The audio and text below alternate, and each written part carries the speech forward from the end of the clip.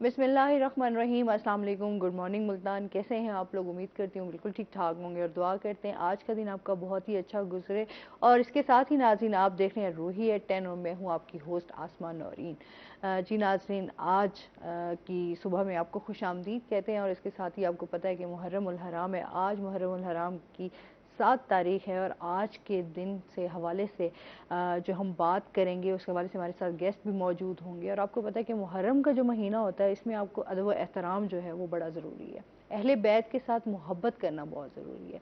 अगर हमने अपनी बख्शिश करवानी है तो हमें अहले बैत के साथ जुड़ना बहुत ज़रूरी है। उनके साथ आपकी अकीदत, मोहब्बत, एहतराम, उनकी चीज़ें जो उनके एक मैसेज है इस वाक़े के ज़रिए कि उन लोगों ने इस्लाम को ज़िंदा किया और जुल्म के आगे जो है वो झुके नहीं, जाबिर के आगे झुके नहीं। उन्होंने बहुत ही बहादुरी से जो है वो इस मैसेज को पहुंचाया भी सही कि तमाम लोग जो हैं हम उनसे सबक सीख सकें। लेकिन आजकल हम जो देखते हैं, हमारे जो रवैये हैं, हमारी जो इस टाइम हालात हैं, तो बिल्कुल उसके ऑपोजिट चल रहे हैं।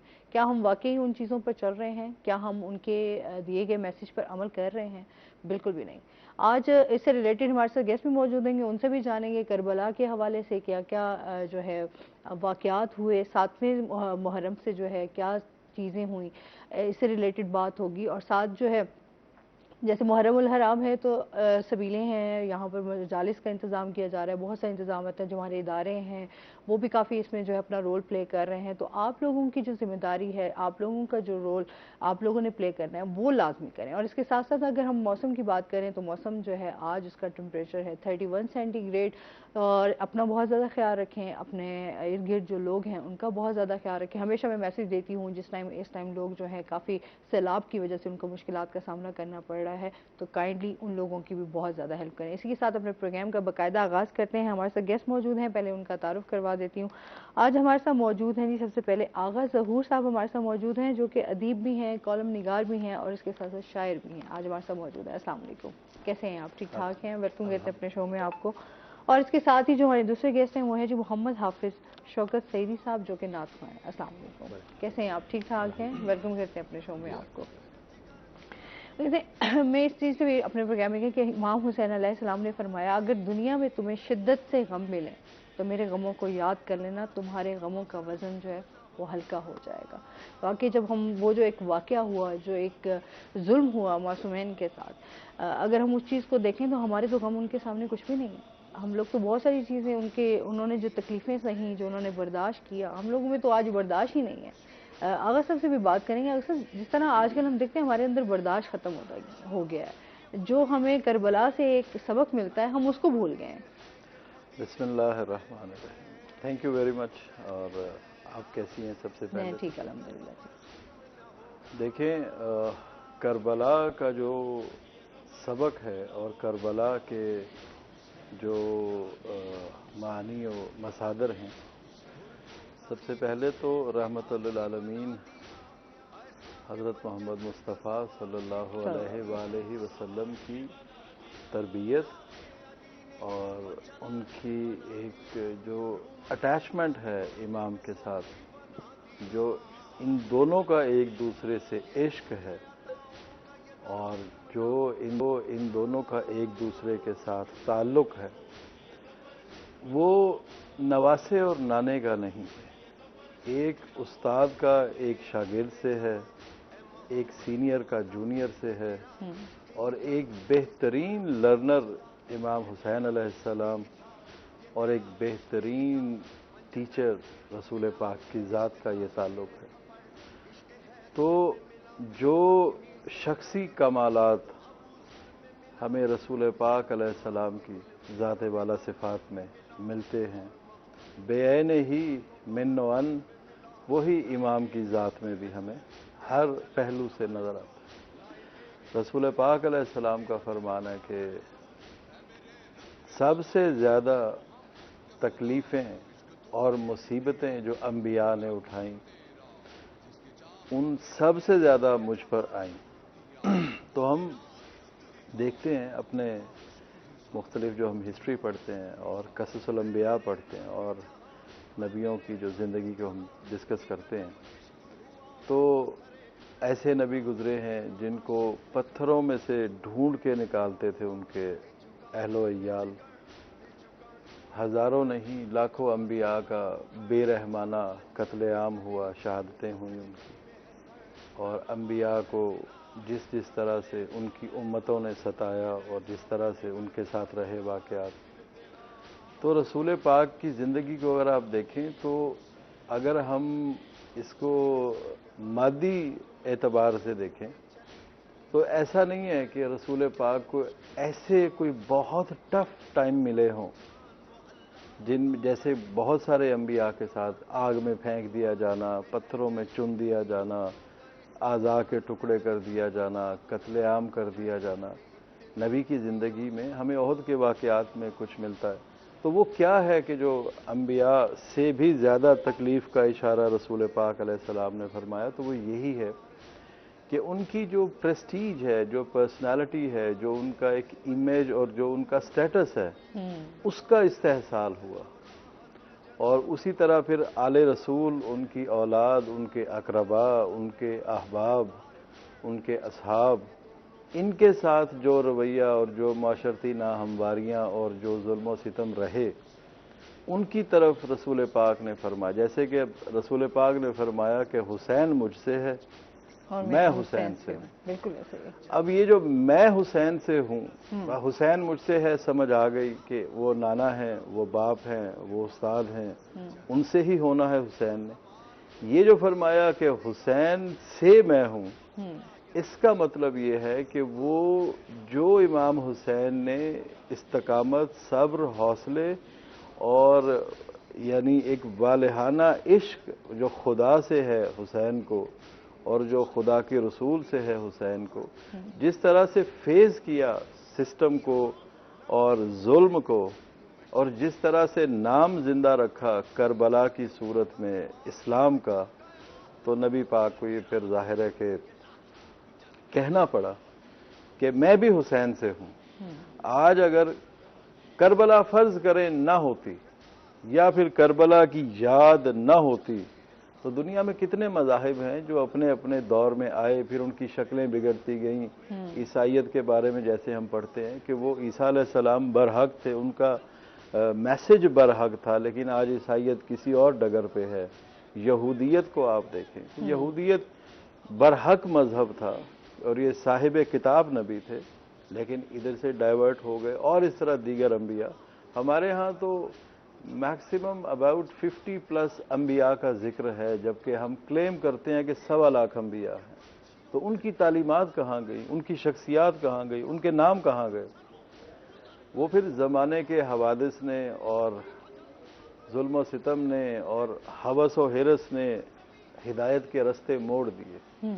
یہ ایک کربلا ایک ایسا بلاک ہے، آپ کو ملتان کے 3 اطراف میں بند نظر آتا ہے، وہ دریاؤں کی طغیانی کے باعث شہر محفوظ رہے۔ یہ کربلا ایسا وال سٹی ہے، ایسا قلعہ ہے اسلام کا کہ اسلام کو اس نے سسٹین کیا اور روک کے رکھا ظالم قوتوں کو۔ تو دیٹ از وائی اسلام کے بارے میں جیسے کہ اسلام زندہ ہوتا ہے ہر کربلا کے بعد، تو میرے خیال میں کہ اگر یہ کربلا نہ ہوتی تو شاید آپ اور میں، آپ کشمیر میں جا کے دیکھیں، اذان دے کے دیکھیں، فلسطین میں جا کے دیکھیں، لبنان میں جا کے دیکھیں کس طرح سے مسلمان زندگی گزار رہے ہیں۔ تو آج یہ کربلا کا طفیل ہے، کربلا کا صدقہ ہے، امام حسین کی یہ ایفرٹ ہے، 1 مین ایفرٹ ہے یہ، کہ اسلام اپنی حالت میں ہمارے تک آج 1500 سال میں موجود ہے۔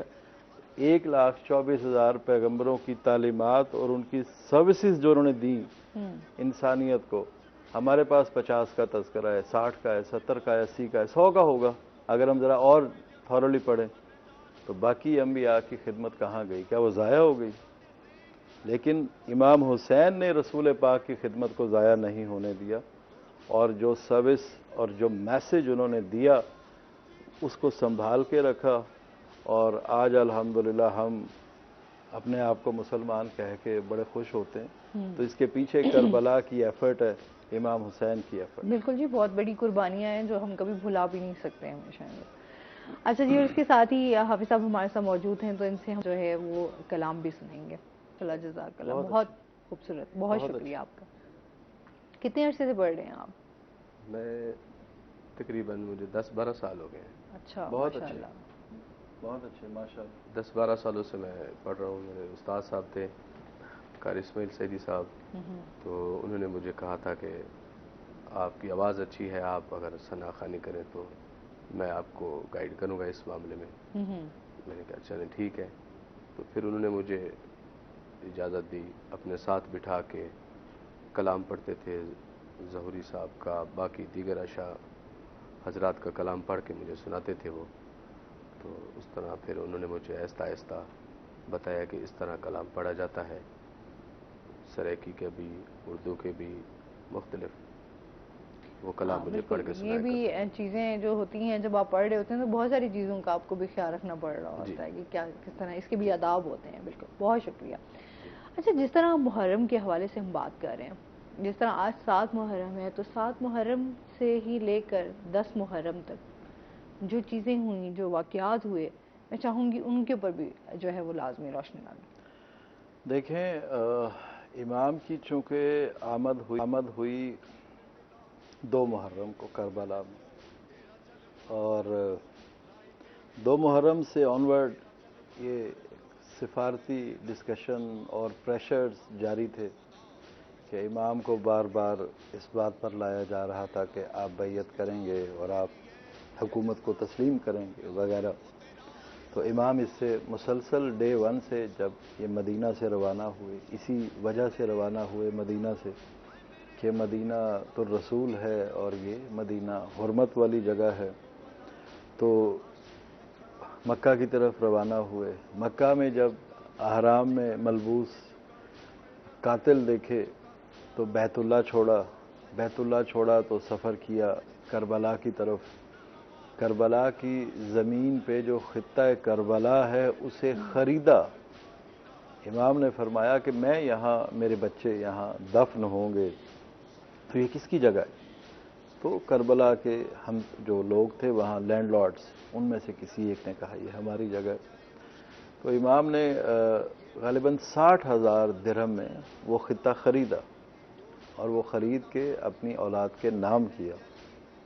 یعنی امام نے لاوارث یا کسی کی جگہ پر تدفین بھی مناسب نہیں سمجھی کہ کسی کی حق تلفی نہ ہو. عموماً جیسے کہیں آپ قبریں بنا دیں تو وہ جگہ پھر ظاہر ہے کہ کسی استعمال میں نہیں آتی ہے، تو وہ تو کسی کی پراپرٹی ہے اگر تو پھر اس کا حق ہے.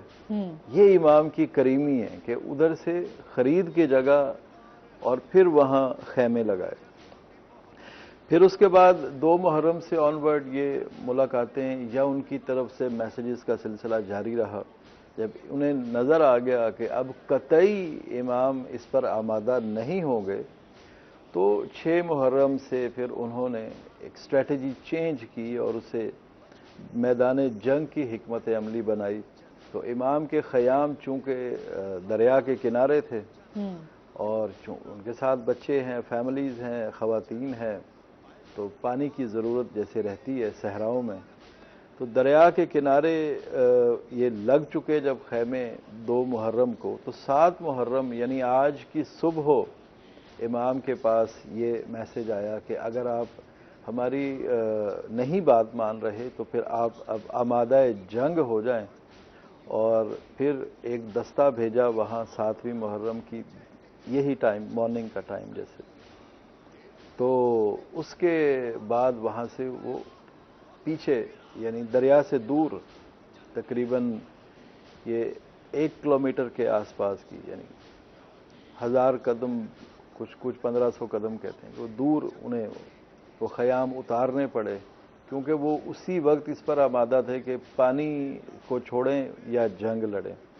تو امام کا چونکہ موٹیو اور تھا، تو امام نے فرمایا کہ یہ لڑائی ہم اس بات پر نہیں لڑیں گے کہ یہاں خیمے کون لگائے گا.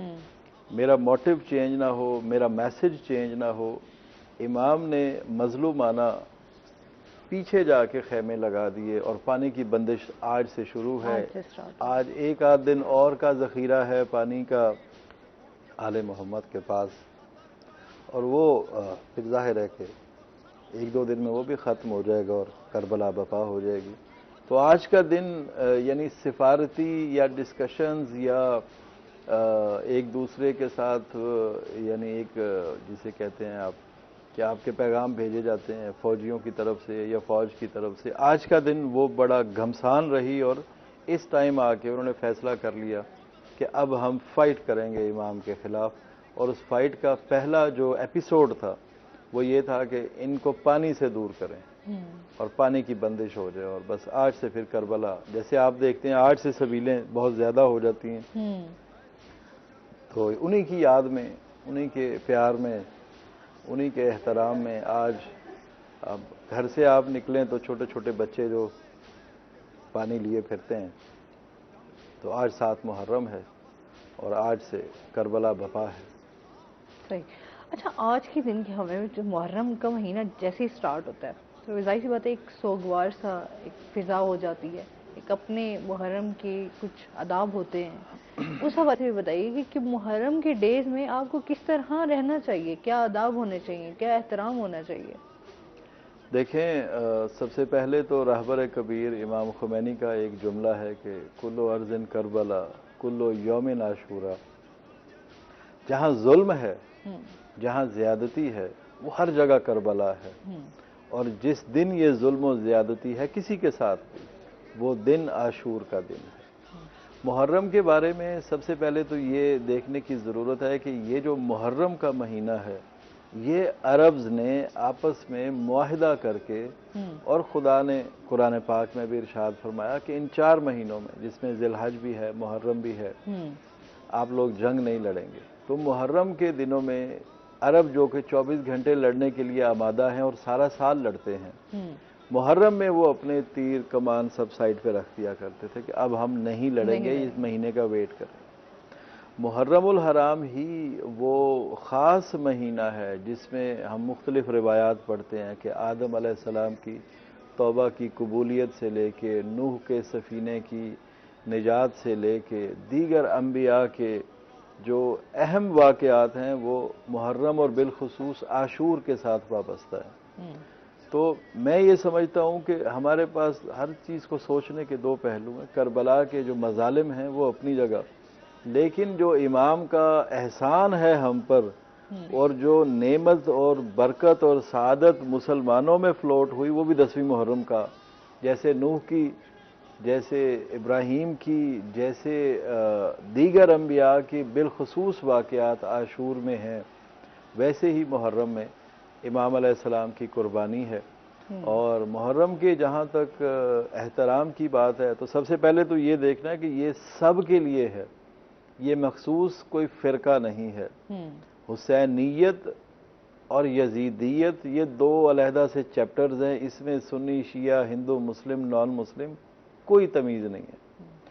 اور محرم کے احترام یقیناً سب سے پہلے تو ہمیں جو مشن ہے امام حسین کا اس کو فلوٹ کریں, جو امام نے صبر کی, ایثار کی, سوشل ویلفیئر کی, اپنی پرسنل لائف کی, فیملی لائف کی جو تعلیمات ہیں اس کو محرم میں اگر آپ نہیں کرتے ہیں اور صرف سبیلیں لگا کر یا جلوس نکال کر یا واٹ ایور جو پریکٹسز اینڈ جو ہمارے ہاں رسوم و روایات ہیں عاشور کی, یہ ایسا ہی ہے جیسے ہم رمضان المبارک کے 29 دن تو روزے رکھتے ہیں اور روزے رکھ کے 30ویں دن یعنی وہ جو چاند رات ہے اس میں جو ہلڑ بازی مچاتے ہیں, تو کیا ہم نے رمضان کا اس کو الوداع کر دیا؟ جیسے ہم رمضان میں صبح روزہ رکھ کے سو جاتے ہیں, عصر اٹھ جاتے ہیں اور ساری رات جاگتے ہیں, کیا یہ رمضان کا میسج ہے؟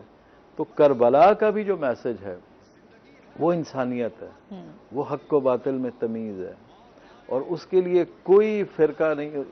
امام حسین علیہ السلام کی ذات والا صفات یہ استعارہ ہے حق و باطل کا, یہ استعارہ ہے صبر و رضا کا, یہ استعارہ ہے انسانیت کا, اور یہ کسی بھی فرقے یا ایون مذہب یا ایون اسلام سے بالا تر ہے. یہ ایک سمبل ہے کہ جہاں کہیں ظلم ہے, زیادتی ہے, جبر ہے, تشدد ہے, بے راہ روی ہے. دیکھیں کربلا کا میسج صرف یہ نہیں تھا کہ مجھے حکمران بننے دو اور مجھے حکمران بننے دو. کربلا بپا ہونے کی وجہ امام کا پہلا جملہ کہ مجھ حسین جیسا تم یزید جیسے کی بیعت نہیں کرے گا. بالکل ایسے ہی ہے. تو حسین جیسا سے مراد ہماری سوسائٹی میں جو کچھ ہو رہا ہے، کیا یہی وہ یزید کے سیاہ کارنامے اور کرتوت ہیں کہ جہاں وہ پھوپھی کے ساتھ نکاح کو جائز قرار دے رہا تھا، جہاں ہم جنس پرستی ہو رہی تھی، جہاں شراب اور زنا اور دیگر محافل عروج پر تھیں، یہ وہی رسول کا منبر ہے. جی بالکل. اس میں مزید بھی ہم بات کریں گے. ناظرین ابھی ہم نے جانا ہے بریک پہ، ہمارے ساتھ رہیے گا. جزاک اللہ، بہت بہت شکریہ. ماشاءاللہ. اچھا، جس طرح ہم کربلا کے واقعے کو یاد کرتے ہیں اور دیکھتے ہیں کہ حضور پاک صلی اللہ علیہ وآلہ وسلم کی جو محبت تھی، کیونکہ انہیں تو بہت پہلے ہی اس واقعے کے بارے میں جو ہے اللہ کی طرف سے آگاہی ہو چکی تھی کہ کس طرح حضرت حسین علیہ السلام کو جو ہے وہ شہید کیا جائے گا. اچھا، ہم مولا حسین کی شان کے حوالے سے میں جاننا چاہوں گی کہ ان کے حوالے سے بہت ساری چیزیں ہیں، بہت سارے ان کے صبر و تحمل کے حوالے سے جو لوگوں کو میسج وہ پہنچاتے تھے، جو ان کا دین کے لیے تبلیغ کرنا، اس حوالے سے ان کی جو خدمات ہیں، پلیز اس کے بارے میں بتائیں. دیکھیں، جیسے میں نے پہلے عرض کیا کہ امام حسین علیہ السلام کی جو ذات والا صفات ہے، یہ بے عین ہی رسول علیہ السلام کی ذات والا صفات کا عکس ہے. دیکھیں، رسول پاک رحمت للعالمین ہے، کائنات کے لیے رحمت ہیں، اور اس رحمت کا اور رسول پاک کے جو صبر و تحمل کا اور جو ایثار کا، جیسے آپ دیکھتے ہیں کہ ہمارے ہاں تو معاشرے پتہ نہیں کدھر سے کدھر چلے گئے ہیں، اور اسلام کو یرغمال جس طرح سے سو کالڈ مولویت نے کیا ہوا ہے. رسول پاک کی زندگی ہے، مسجد نبوی ہے، ایک بندہ مسجد میں داخل ہوتا ہے اور وہ وہاں بے لباس ہو کر یعنی یورین پاس کر دیتا ہے مسجد کے صحن میں، اور رسول پاک کے ساتھ بیٹھے ہوئے اصحاب لپکتے ہیں جب اس کی طرف، تو رسول پاک کہتے ہیں رک جاؤ، اس کو کر لینے دو. اب کیوں؟ دیکھیں کتنی سینسٹیو چیزیں اور کتنے باریک نکات ہیں. ایک بندہ جب یورین پاس کر رہا ہو اور کوئی اس کو دبوچنے کی کوشش کرے تو وہ اس کے لیے پرابلم ہے. تو یہ کریم اور یہ سخی اور یہ رحیم اور یہ رؤوف نبی ہے کہ وہ جو کر رہا ہے اب اسے کر لینے دو. اور جب اس کے پاس گئے تو آپ نے فرمایا اس کو ادھر لے جاؤ، اس کو بھی پاک کرو، یہ جگہ کو بھی پاک کرو. اور وہ بندہ اس پہ شرمندہ ہوا. رسول پاک نے سمجھایا کہ یہ عبادت گاہ ہے اور یہاں ایسے نہیں کرنا چاہیے. وہی بندہ پھر مسلمان ہوا. اور امام حسین علیہ السلام کے پاس سیم ایسے ہزاروں واقعات، جب یہ کربلا بپا ہونے سے پہلے جب ان کی روانگی ہوئی رجب میں، تو روز ان کی توہین، ان کی تنقیص، ان کے خلاف فتاوا، ان کے خلاف پروپیگیشنز، ان کے یعنی said respect and due respect کے اگینسٹ جو چیزیں ہوئیں، اور جس طرح سے ان کو دھونس، دھاندلی، دھمکانا، لالچ، رشوت، ہر چیز آفر کی جا رہی تھی. رسول پاک کی زندگی میں بھی یہی کچھ تھا کہ جب رسول پاک نے اپنی زندگی کا آغاز کیا اور بالخصوص جب یہ تبلیغات کا آغاز کیا تو انہیں ہر طرح سے تھریٹ بھی ملے، ہر طرح سے آفرز بھی ملی، لالچیں بھی ملیں. امام حسین علیہ السلام کی ذات والا صفات کے ساتھ بھی یہی کچھ ہوا. اور جس طرح وہ کریم نانا ہے ویسے یہ کریم نواسا ہے. امام نے آخری دن تک اور آخری شہادت تک تلوار نہیں اٹھائی. دیکھیں اور کیا کریمی کی مثال ہوگی کہ امام کے سامنے ان کے ساری اولاد، ان کے اقربا، ان کے دوست، ان کے اصحاب ایک ایک کر کے آخری شہادت تک امام نے تلوار نہیں اٹھائی.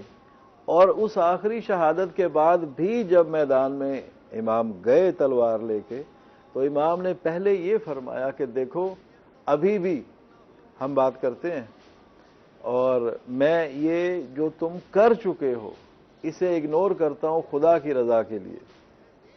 تو اب آپ 6 مہینے کے بچے سے لے کے 64 سال کے بزرگ تک کے جسم کے ٹکڑے آپ کے سامنے چاروں طرف بکھرے ہوئے ہیں، اور وہ کریم حسین فرما رہے ہیں کہ آؤ بات کرتے ہیں، کیونکہ ان کا مشن الہی ہے، ان کا مشن رسول اللہ کا مشن ہے.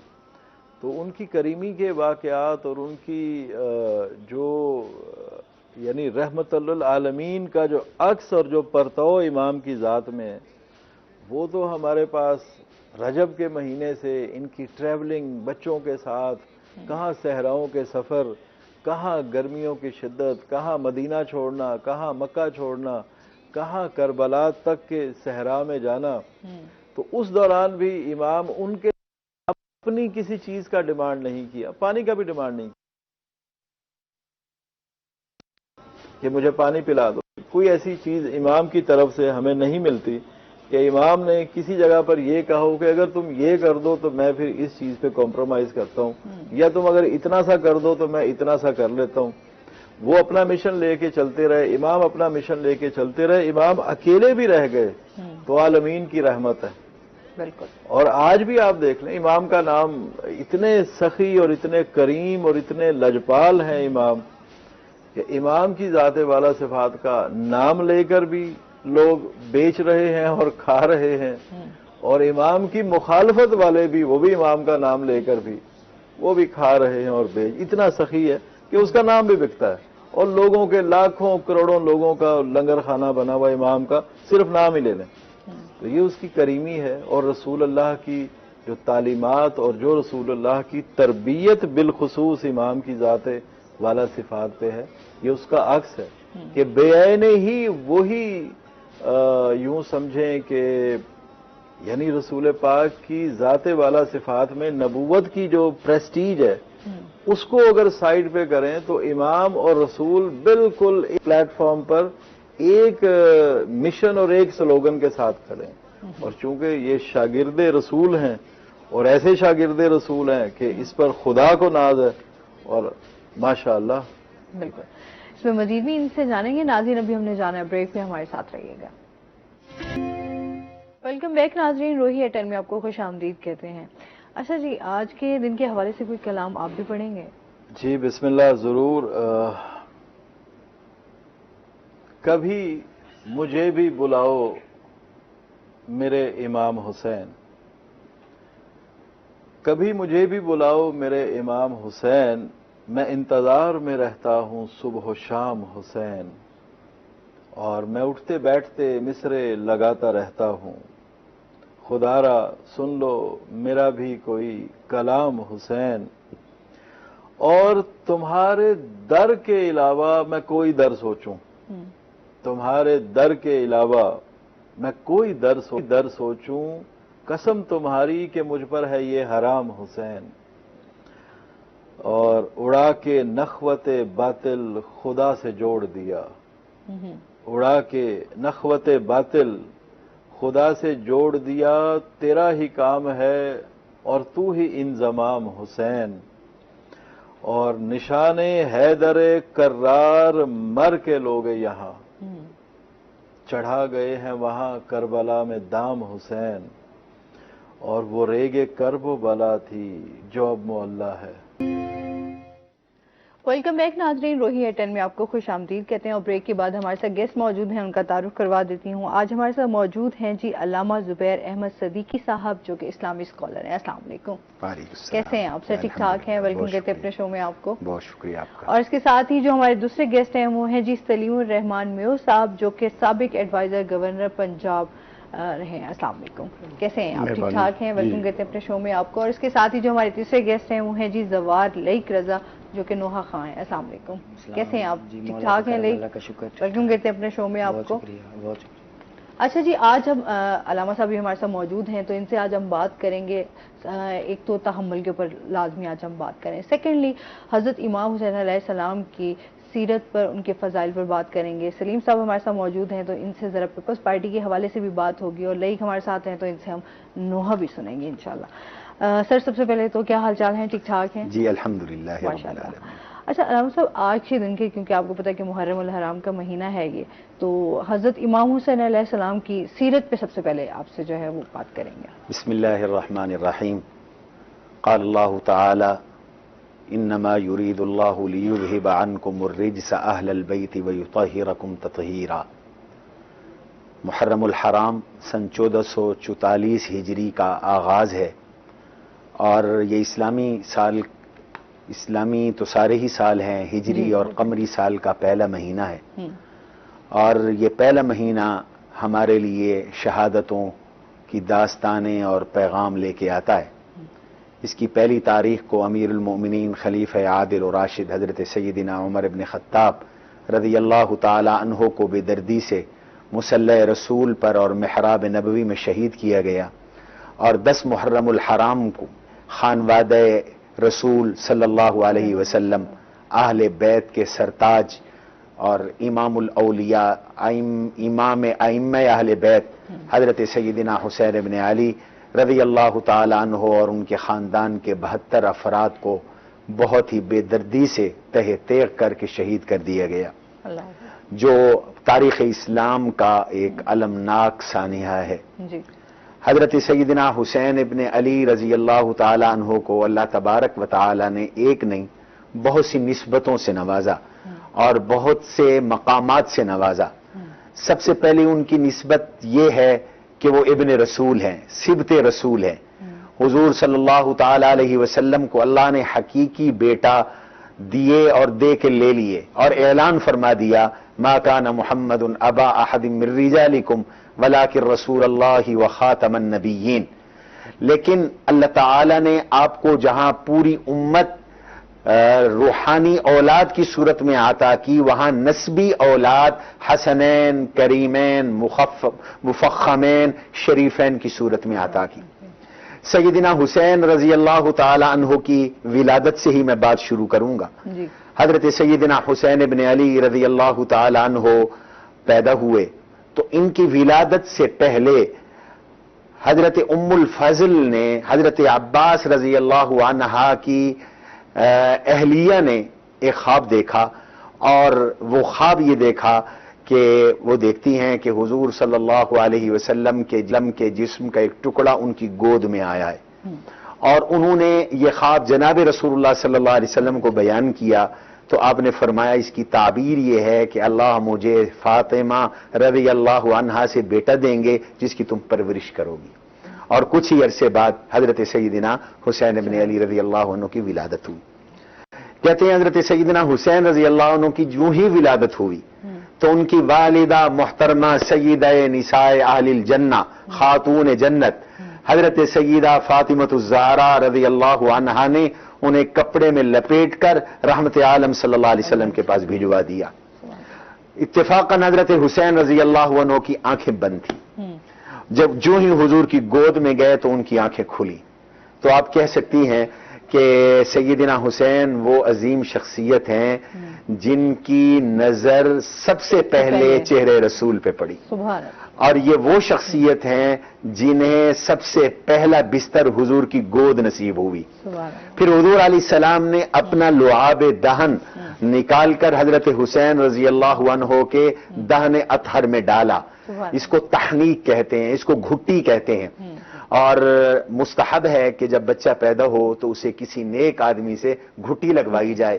اور اس کائنات میں میرے اور آپ کے آقا دو جہاں کے سردار سرور کونین حضور نبی کریم صلی اللہ علیہ وسلم سے بڑی شخصیت اللہ نے پیدا ہی نہیں کی، تو آپ کا وہ لعاب دہن جس کی تاثیر سے سیدنا علی المرتضی رضی اللہ عنہ کی خیبر میں دکھتی آنکھیں ٹھیک ہو گئی تھیں، اور شب ہجرت سیدنا صدیق اکبر رضی اللہ عنہ کے زہر آلود پاؤں پر سانپ کی زہر کا اثر زائل ہو گیا تھا، اور عبداللہ ابن عتیق کی ٹوٹی ہوئی ایڑی ٹھیک ہو گئی تھی۔ وہ لعاب دہن حضرت حسین رضی اللہ عنہ کی پہلی غذا بنی، پہلی خوراک بنی، اور یوں حضرت حسین رضی اللہ عنہ کو حضور علیہ السلام سے یہ وہ نسبتیں نصیب ہوئی جو بہت کم لوگوں کو بلکہ کسی کو بھی نصیب نہیں ہوئی۔ حضرت حسین کا بچپن حضور کے گھر میں گزرا، یہ حضور کے پروردہ ہیں، دونوں بھائی حسنین کریمین جناب رسول اللہ صلی اللہ علیہ وسلم کے لاڈلے ہیں۔ ان کو کلمہ سکھانے والے حضور ہیں، ان کو قرآن پڑھانے والے حضور ہیں، ان کو کھانا کھلانے والے حضور ہیں، حتیٰ کہ جب انہیں پیاس لگتی تھی تو انہیں پانی پلانے والے حضور ہیں، اور اگر پانی میسر نہیں ہوتا تھا تو میرے اور آپ کے بچے یہاں ہمارے کلچر میں چوسنیاں چوستے ہیں، تو انہیں جب پیاس لگتی تھی تو ایسے بھی واقعات ہیں کہ حضور علیہ السلام اپنی زبان اطہر ان کے منہ میں ڈالتے تھے، اور یہ دونوں بھائی حضور صلی اللہ علیہ وسلم کی زبان اطہر کو چوس کر اپنی پیاس بجھاتے تھے۔ ایک دفعہ سفر میں تھے، بس یہ واقعہ عرض کرتا ہوں، ایک دفعہ سفر میں تھے تو پانی ختم ہو گیا، سیدہ خاتون جنت حضرت فاطمہ الزہرا رضی اللہ عنہا ہمراہ تھیں، تو دونوں بچے پیاس سے بلکنے لگے، پانی نہیں تھا، بڑوں کو بھی پیاس لگی تھی، اور یہ تو معصوم بچے تھے، چھوٹے بچے تھے، تو پیغام بھیجا حضور صلی اللہ علیہ وسلم کے پاس، تو آپ نے قافلے میں رفقا میں یہ اعلان کروایا کہ اگر کسی کے پاس پانی کی چند بوندیں ہوں تو ان بچوں کے لیے پیش کرے، کسی کے پاس بھی پانی نہیں تھا، تو بچے دونوں رو رہے تھے، تو سیرت کی تاریخ کی کتابوں میں آیا حضرت حسن اور حضرت حسین ان دونوں کو حضور نے بلوایا، اور آپ نے ان پہلے حضرت حسن کو اٹھایا اور اٹھا کر اپنی زبان نے اطہر نکالی اور ان کے منہ میں ڈالی۔ کہتے ہیں کہ ان کا رونا اسی وقت بند ہو گیا، انہوں نے جی بھر کر زبان کو چوسا، پھر آپ نے حضرت حسین کو اٹھایا اور انہیں اپنی زبان اطہر چسوائی۔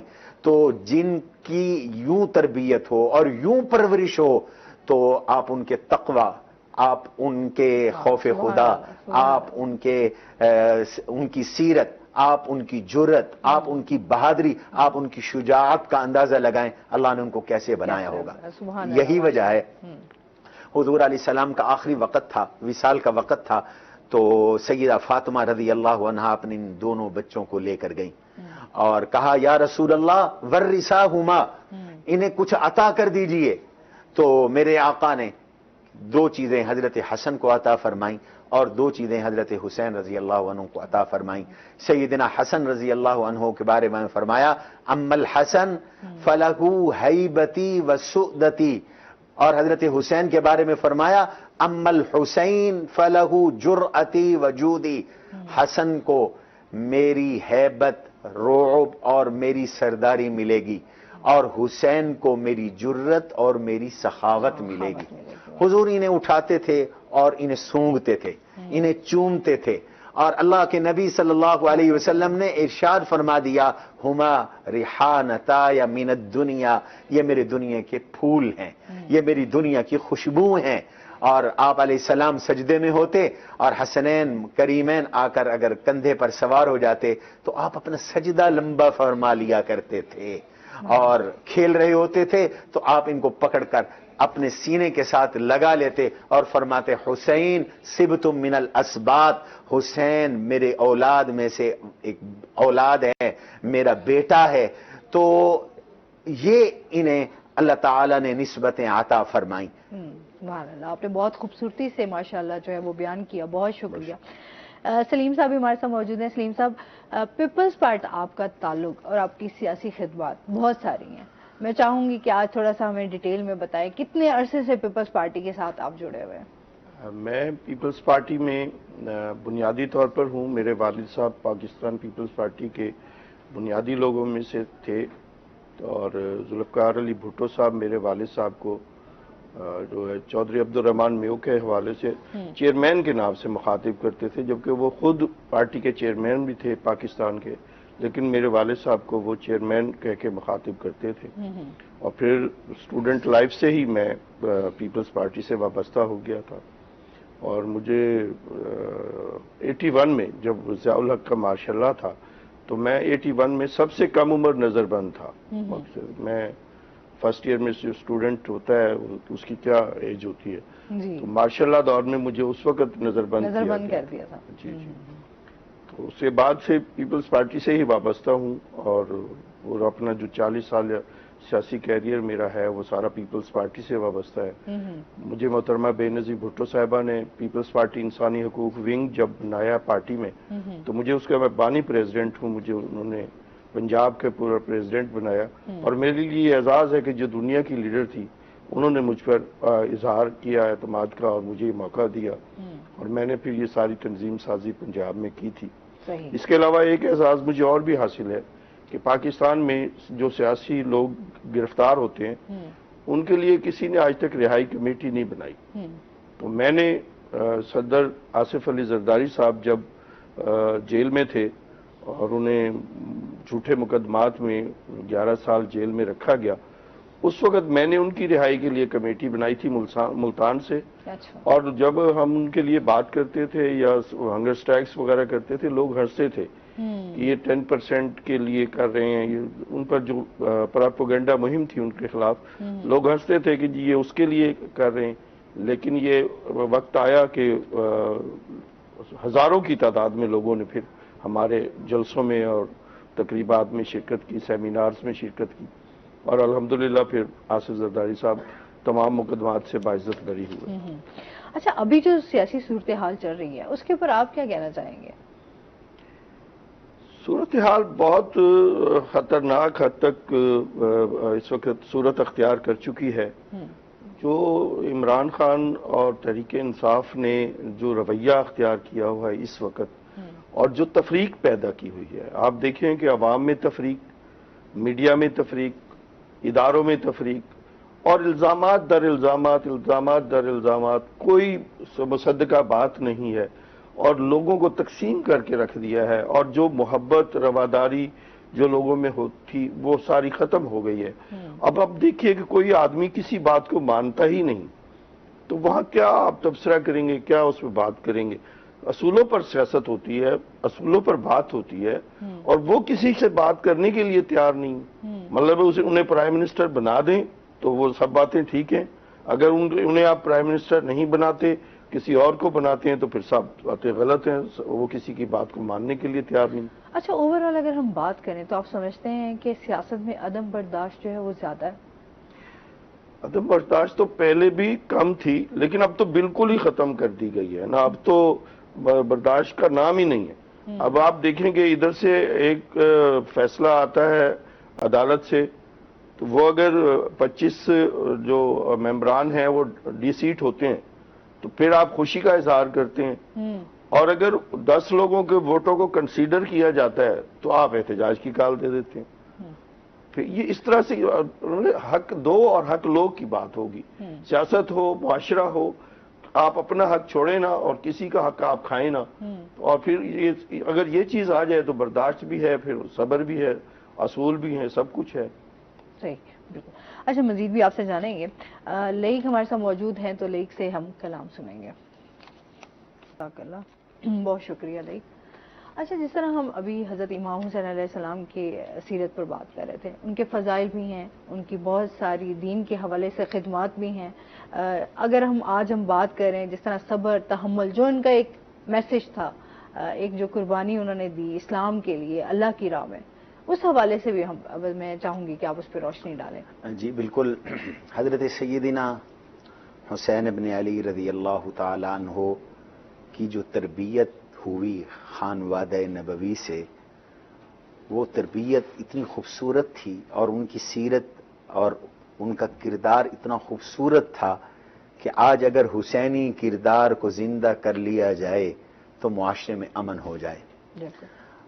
अभी आप चौधरी सलीमुर रहमान साहब से गुफ्तगू में सियासी अदम बर्दाश्त और अदम रवादारी की बात फरमा रही थी।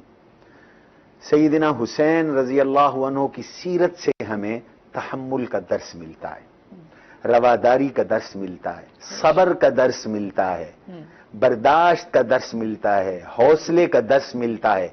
और यही अल्लाह का पैगाम है, कुरान करीम की तालीम है, यही अल्लाह के नबी सल्लल्लाहु अलैहि वसल्लम की खूबसूरत तालीम है।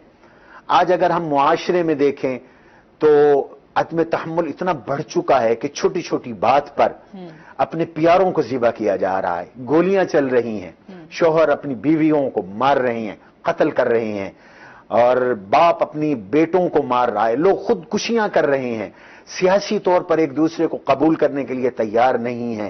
पहले ताने हुआ करते थे मसलकी फिरकावारियत के, अब मसलकी फिरकावारियत के साथ सियासी फिरकावारियत मसलकी फिरकावारियत से भी आगे चली गई और एक दूसरे का नाम सुनने को तैयार नहीं। इसकी बुनियादी वजह تعلیمات دین، تعلیمات سیدنا حسین رضی اللہ تعالیٰ عنہ سے دوری ہے۔ اللہ تعالیٰ نے قرآن کریم میں اپنی ایک صفت ذکر کی ہے حلم کی، حلیم ہونے کی، اور 11 مرتبہ قرآن کریم میں اللہ نے کہا کہ اللہ حلیم ہے، حوصلے والے ہیں اور حلم والے ہیں، اللہ برداشت کرتے ہیں۔ حلم کس کو کہتے ہیں؟ حلم کہتے ہیں کہ دوسرے کی غلطی کو پی جانا، دوسرے کی غلطی کو برداشت کر جانا، دوسرے کی زیادتی کو برداشت کر جانا، اور یہی انبیاء علیہ السلام کی سیرت ہے۔ ہم اگر قرآن کریم کو دیکھیں تو ابراہیم علیہ السلام کو کہتا ہے کہ ابراہیم کون تھے؟ لَأَوَّاهٌ حلیم، ان ابراہیم لَأَوَّاهٌ حلیم۔ حضرت ابراہیم علیہ السلام اللہ کے سامنے آہوزاری کرنے والے تھے، حلم اور حوصلہ کرنے والے تھے۔ اور اللہ نے اگر ہم دیکھیں تو انہوں نے جو اللہ سے اولاد مانگی اور اللہ نے انہیں اولاد دی تو اس کے بارے میں بھی فرمایا بشرناہ بغلام حلیم، ہم نے حضرت ابراہیم علیہ السلام کو حوصلے والے حلم والے بچے کی بشارت دی۔ یہ غلام حلیم حضرت اسحاق علی نبینا علیہ السلام ہے۔ ان کی صفت یہ ہے کہ وہ حوصلے والے تھے، وہ برداشت والے تھے۔ اور دوسرے بیٹے حضرت ابراہیم علیہ السلام کے بارے میں فرمایا وَاذْكُرْ فِي الْكِتَابِ اسماعیل إِنَّهُ كَانَ صَادِقَ الْوَعْدِ وَكَانَ رَسُولًا نَبِيًّا، وہ وعدے کے سچے تھے۔ اور ان کے بارے میں فرمایا وہ حلیم تھے۔ اور پھر ہمارے آقا جب حضور نبی کریم صلی اللہ علیہ وسلم کا تذکرہ قرآن کریم میں آیا تو آپ کی نرمی کو اللہ نے اجاگر کیا۔ آپ کتنی نرم طبیعت کے تھے، کتنے حوصلے والے تھے، کتنی برداشت والے تھے۔ چنانچہ آپ دیکھیں اللہ فرماتے ہیں فَبِمَا رَحْمَةٍ مِّنَ اللَّهِ لِنْتَ لَهُمْ، یہ آپ پر اللہ کی خصوصی رحمت ہے کہ آپ سب کے لیے نرم ہیں، آپ کی طبیعت میں بے حد نرمی ہے۔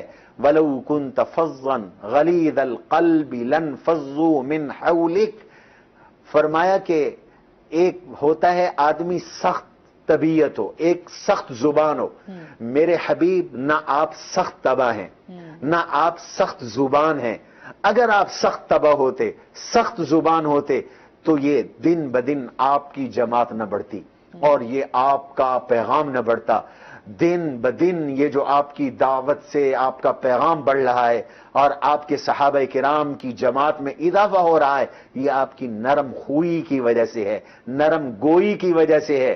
وَلَوْ كُنْتَ فَظًّا غَلِيظَ الْقَلْبِ لَانفَضُّوا مِنْ حَوْلِكَ، اور امت کے لیے پیغام ہے حضور کے واسطے سے فَاعْفُ عَنْهُمْ، اللہ کہتے ہیں لوگوں سے درگزر کرو، فَاعْفُ عَنْهُمْ وَاسْتَغْفِرْ لَهُمْ، اور اگر آپ کے چھوٹوں سے کوئی غلطی ہو جائے ان کو درگزر کرنے کے ساتھ اللہ سے بھی ان کے لیے معافی مانگے۔ وَشَاوِرْهُمْ فِي الْأَمْرِ، لوگوں کی کمی کوتاہیوں کے باوجود ان سے مشورے کرتے رہیں۔ فَإِذَا عَزَمْتَ فَتَوَكَّلْ عَلَى اللَّهِ، اور حضور علیہ السلام کی خاص طور پر اللہ نے ایک وصف کو یوں اجاگر فرمایا اور اسی کو مکارم اخلاق قرار دیا گیا، خُذِ الْعَفْوَ وَأْمُرْ بِالْعُرْفِ وَأَعْرِضْ عَنِ الْجَاهِلِينَ، میرے حبیب آپ معاف کریں لوگوں کو، معافی کو اختیار کریں۔ اور دیکھیں حضور نے کتنے لوگوں کو معاف فرمایا۔ بالکل ان کی مثالیں ہیں، اس پہ ہم لازمی بات کریں گے، لیکن ابھی ہم نے جانا بریک پہ۔ ناظرین ہمارے ساتھ رہیے گا۔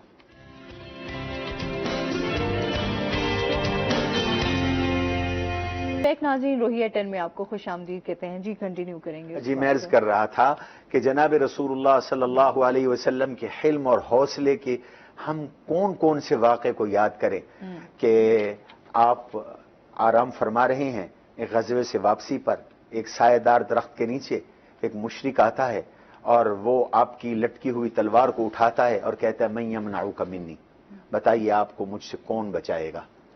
آپ نے فرمایا اللہ، مجھے اللہ بچائے گا۔ تو آپ نے اس طرح لفظ اللہ فرمایا کہ اس پر رعب طاری ہو گیا اور اس کے ہاتھ لرز گئے، تلوار گر گئی۔ آپ نے وہ تلوار اٹھائی اور فرمایا بتاؤ اب تمہیں کون بچائے گا؟ تو اس نے کہا مجھے آپ کے اخلاق سے امید ہے۔ آپ نے درگزر فرما دیا۔ ابو جہل آپ کا کتنا بڑا دشمن ہے، جس نے مکہ کی میں آپ کے خلاف ہر قسم کی برائیوں کا بازار اس نے سجایا اور طوفان بدتمیزی برپا کیا اور احد میں لوگوں کو اکٹھا کر کے، بدر میں لوگوں کو اکٹھا کر کے لے آیا. آپ صلی اللہ علیہ وسلم نے جب مکہ فتح فرمایا تو اس کا بیٹا حضرت عکرمہ بن ابی جہل وہ مکہ چھوڑ کر نکل گئے. کشتی ان کی بھور میں پھنس گئی. تو وہاں جب پہنچے کشتی میں تو دل میں یہ خیال آیا کہ اگر اللہ کے سوا کوئی معبود ہوتا تو نہ ہم سے مکہ جاتا اور نہ میری کشتی پھنستی. دل ہی دل میں کہا اللہ اگر اس کا دین سچا ہے تو ہماری کشتی کو نجات دے، میں واپس جا کر اس کا کلمہ پڑھوں گا، ایمان قبول کروں گا. کشتی کو نجات مل گئی. ساحل پر آ گئے. بیوی پہلے سے انتظار میں تھی، وہ پہلے مسلمان ہو چکی تھی. حضور نے اس کی بہو، ابو جہل کی بہو کا اسلام قبول کیا اور پھر کہا کہ کہاں پھرتے ہو؟ جئتک من اوصل الناس و ابر الناس، میں اس ذات سے تیرے لیے پناہ لے کے آئی ہوں جو اس دھرتی میں سب سے زیادہ نرمی اور نیکی کرنے والے ہیں اور سب سے زیادہ صلہ رحمی کرنے والے ہیں، میرے ساتھ چلو. چنانچہ جب وہ آئے اور عکرمہ پہنچ رہے تھے تو میرے آقا کا حلم اور حوصلہ دیکھیں. ایسے شخصوں کو تو دشمنوں کو آج لوگ قتل کروا دیا کرتے ہیں. ہم دیکھتے ہیں افغانستان میں، عراق میں کیا ہوا، ہزاروں لوگوں کو امریکہ نے قتل کروایا جو انسانی حقوق کا علمبردار ہے. لیکن یہاں حضور علیہ السلام نے صحابہ سے پہلے فرما دیا ان عکرمۃ یأتیکم مسلما، عکرمہ کلمہ پڑھتے ہوئے آ رہے ہیں، فلا تسبوا اباہ، اس کا جو باپ ہمارا دشمن تھا اس کو بھی برا بھلا نہ کہنا، اس کو بھی گالی نہ دینا. فإن سب المیت یؤذی الحی، مردہ کو گالی دینے سے زندہ کو تکلیف ہوتی ہے. وہ آیا اور حضور نے اس کے لیے اس کا کھڑے ہو کے استقبال کیا اور وہ شرمندہ ہوا. سیدنا حسین رضی اللہ عنہ کی سیرت کا ایک عجیب واقعہ میرے سامنے ہے. باندی وہ سالن لے کر کھڑی تھی تو کسی وجہ سے اس کا پاؤں پھسلا اور سالن حضرت حسین رضی اللہ تعالیٰ عنہ کے کپڑوں پر گر گیا. سیدنا حسین رضی اللہ عنہ کو شدید غصہ، فطری امر ہے. تو جب حضرت حسین نے اس کو غصے کی نظر سے دیکھا تو اس نے فوراً قرآن کریم کی آیت تلاوت کی اور کہا والکاظمین الغیظ، اللہ کے نیک بندے غصہ دباتے ہیں. حضرت حسین نے فرمایا میں نے اپنا غصہ ختم کر دیا. اس نے کہا والعافین عن الناس، قرآن کا اگلا جملہ ہے والعافین عن الناس، اللہ کے نیک بندے لوگوں کو درگزر کرتے ہیں. سیدنا حسین رضی اللہ عنہ نے فرمایا میں نے تجھے معاف کیا. اس نے کہا اگلا جملہ ہے واللہ یحب المحسنین، صرف معافی نہیں پھر حسن سلوک بھی کرنی ہے. اللہ حسن سلوک کرنے والوں سے محبت کرتے ہیں. سیدنا حسین نے فرمایا میں نے تجھے آزاد کیا. یہ حضرت حسین رضی اللہ عنہ کی تعلیم ہے. آج ہمیں برداشت پیدا کرنی ہے، اپنے اندر حوصلہ کرنا ہے. انہی ناگوار حالات کے لیے پیغام صبر آیا ہے، یا ایھا الذین آمنوا استعینوا بالصبر والصلاۃ. تو اس لیے اللہ تعالی ہمارے معاشرے میں حوصلہ اور صبر اور برداشت پیدا فرما دے. تو بہت ہی خوبصورتی سے آپ نے اس چیز کو بیان کیا اور بہت ہی خوبصورت آپ نے مثالیں بھی ہمارے سامنے پیش کی.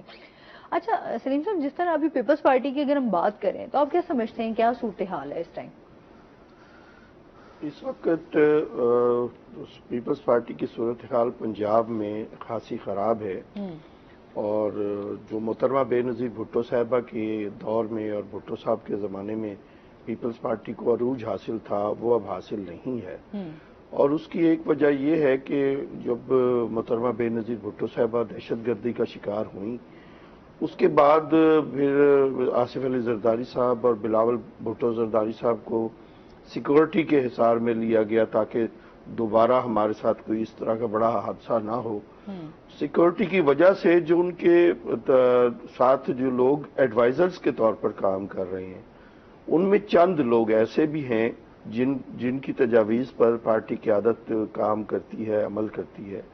وہ جو ہے عوام میں وہ ناپسندیدہ ہیں، کارکنوں میں اور لوگوں میں ان کا اچھا مقام نہیں ہے. وہ قیادت کو سچ نہیں بتاتے، جس کی وجہ سے یہ صورتحال بد سے بدتر ہوتی جا رہی ہے پنجاب میں. اور یہاں کام کرنے کے ساتھ ساتھ قیادت کو صحیح صورتحال سے آگاہی کی ضرورت ہے جو یہاں پر نہیں دی جا رہی قیادت کو. اسی وجہ سے یہ حالات بد سے بدتر ہو رہے ہیں. اور جبکہ بلاول بھٹو زرداری صاحب آپ کے سامنے ہے کہ دن رات کام کرتے ہیں، دورے کرتے ہیں، لوگوں سے ملتے بھی ہیں، لیکن یہ ہے کہ اور یہاں اس وسیب میں یوسف رضا گیلانی صاحب ہیں، تو اس طرح سے مخدوم سید احمد محمود صاحب ہیں، سب لوگ کام کرتے ہیں، لیکن جو انہیں آگاہی دیتے ہیں، جو صورتحال سے آگاہ کرتے ہیں، وہ انہیں صحیح صورتحال سے آگاہ نہیں کرتے، جس کی وجہ سے نتائج اچھے نہیں آ رہے اور پارٹی جو ہے نا اس مقام پر نہیں ہے جس مقام پر ہونا چاہیے۔ اگر ہم جنوبی پنجاب کی بات کریں، ملتان میں بھی اب ضمنی الیکشن ہونے کے لیے جو ہے موسیٰ گیلانی جو ہیں وہ نامزد ہوئے ہیں، ان کے حوالے سے آپ کیا کہنا چاہیں گے؟ کیا لگتا ہے آپ کو؟ موسیٰ گیلانی صاحب اچھا کام کرتے ہیں، اپنے حلقے میں بھی بڑے مؤثر ہیں، اور انہوں نے جب پیپلز پارٹی کی حکومت تھی اس وقت ترقیاتی کاموں کا جو جال بچھایا تھا اپنے حلقے میں، اور سید یوسف رضا گیلانی صاحب نے جیسے شہر میں کام کیا تھا، تو لیکن یہاں پر صورتحال یہ ہے کہ لوگ ووٹ دینے کے لیے نکلتے نہیں ہیں، ان کو نکالنا پڑتا ہے، اور اگر جس امیدوار کی ٹیم جو ہے وہ ووٹرز کو نکال لیتی ہے وہ کامیاب ہو جاتا ہے۔ میں سمجھتا ہوں کہ جو سابقہ الیکشن ضمنی ہوا ہے اس میں جو ناکامی ہوئی ہے، اس کے بعد ایسی حکمت عملی بنائی جا رہی ہے کہ جس سے انشاءاللہ تعالی سید علی موسیٰ گیلانی صاحب بھاری اکثریت سے کامیاب ہوں گے۔ آپ سمجھتے ہیں کہ کیا اس کے بعد جو ہے وہ لائحہ عمل جو ہے وہ بنایا جائے گا ضمنی الیکشن کے بعد؟ جی، ضمنی الیکشن کے بعد عوامی خدمت کا ایک ہی لائحہ عمل ہے کہ پارٹی کو عوام سے اور کارکنوں سے رابطہ رکھنا چاہیے اور ان کے دکھ سکھ میں شامل ہونا چاہیے، اور جو عوامی تکالیف ہیں اس وقت کولیشن گورنمنٹ ہے، تو پیپلز پارٹی اور نون لیگ اور دیگر جو جماعتیں ہیں، مولانا فضل الرحمان صاحب کی جماعت، سب لوگوں کو مل کر ایسا لائحہ عمل بنانا چاہیے جس سے عام آدمی پر جو اس وقت مہنگائی اور بے روزگاری کا جو بوجھ ہے وہ کم کیا جا سکے اور لوگوں کو ریلیف مل سکے۔ اور اگر آپ عوام کو ریلیف نہیں دیں گے تو آپ جتنے مرضی اچھے ہوں، عوام آپ کے ساتھ نہیں کھڑے ہوں گے۔ آج مہنگائی کا یہ عالم ہے کہ جو سفید پوش آدمی ہے اس کا گزارا نہیں ہے۔ آپ اس اندازہ کیجئے جو 1500 روپے کی مزدوری کرنے والا آدمی جسے کبھی مزدوری ملتی ہے اور کبھی نہیں ملتی، اس کے گھر کا اس کا حال کیا ہوگا، اس کے بچوں کا، اس کی فیملی کا کیا حال ہوگا۔ اس کے لیے میں تو یہی عرض کروں گا کہ جتنے بھی حکمران آ رہے ہیں یا آئیں گے یا اس وقت موجود ہیں، ان کو اس ملک کی فلاح و بہبود کے لیے، عوام کی اس جو ہے وہ معاشی حالت کو بہتر بنانے کے لیے اور اس ملک کو استحکام دینے کے لیے کام کرنا چاہیے۔ اور یہ جو الزام تراشی کا سلسلہ ہے، یہ جو بڑے ٹائم سے جو ہم دیکھ رہے ہیں نا، سیاست کا ایک تماشا ہی بن چکا ہے، تماشا بنا دیا گیا ہے، جبکہ سیاست جو ہے ایک عبادت کا نام ہے، اور اس میں جو لوگ کام کرتے ہیں، اگر کوئی غلط آدمی ہے تو عوام کو اسے ریجیکٹ کر دینا چاہیے، اور عوام کو جو ووٹ دینے کا حق ہے اسے آزادانہ اور خود مختاری اس کو ہونی چاہیے کہ وہ جس کو چاہے وہ ووٹ دے، اور جو اس کے ووٹ سے کامیاب ہو اسے وہاں پر کام کرنے کا موقع ملنا چاہیے۔ بالکل، بہت شکریہ۔ آپ سے مزید بھی جانیں گے ناظرین، ابھی ہم نے جانا ہے بریک پہ، ہمارے ساتھ رہیے گا۔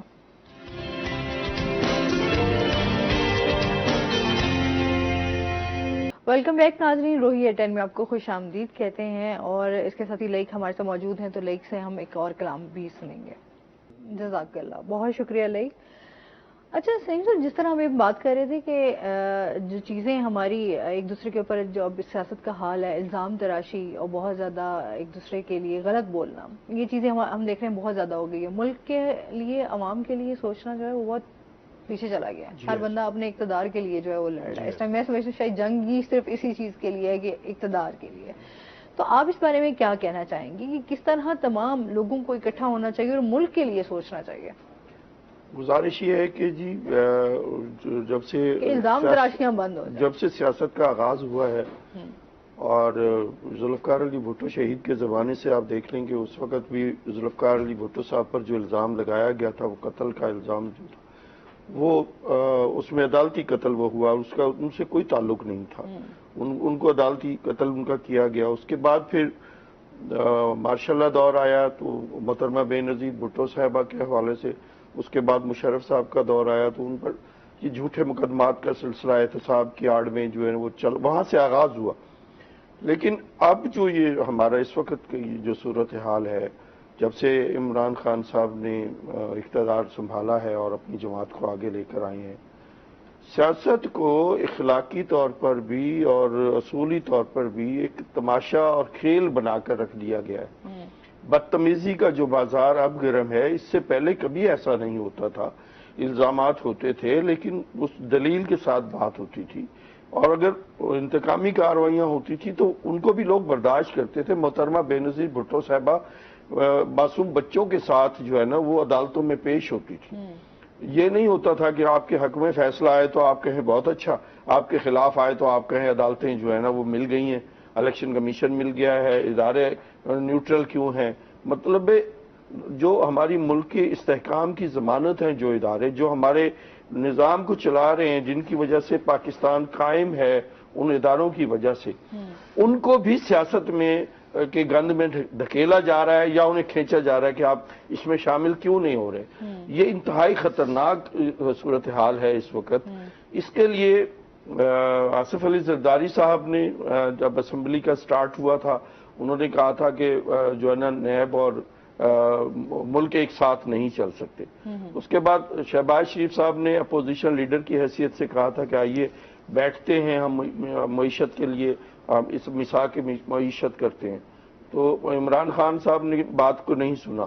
اب وہ وزیر اعظم کی حیثیت سے انہوں نے کہا کہ آئیے ہم مل بیٹھتے ہیں اور ملک کی سلامتی کے لیے اور اس کی معیشت کی بحالی کے لیے کچھ کرتے ہیں. لیکن کوئی آدمی اس پر توجہ دینے کے لیے تیار نہیں ہے. بالکل. اچھا، بڑی ضرورت ہے اس ٹائم کے سب کو متحد ہونے کی. اچھا، ٹائم ہمارے پاس بہت شارٹ ہے، اس کے لیے جو ہے میں چاہوں گی کہ آپ کوئی میسج دینا چاہیں علامہ صاحب. جی، میرا قوم کو یہ میسج ہے کہ محرم الحرام کے ان دنوں میں رواداری کو فروغ دیں.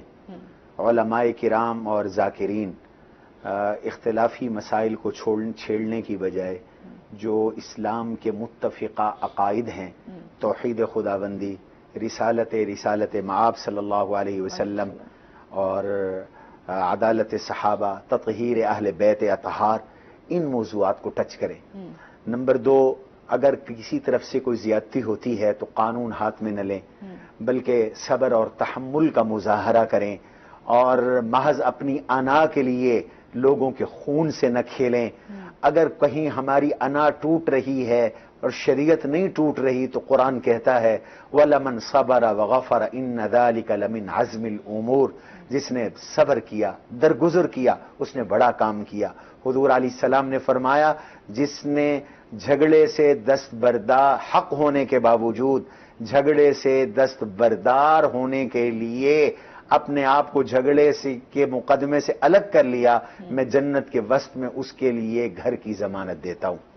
ہمیں مقدس شخصیات کا ان دنوں احترام کرنا چاہیے.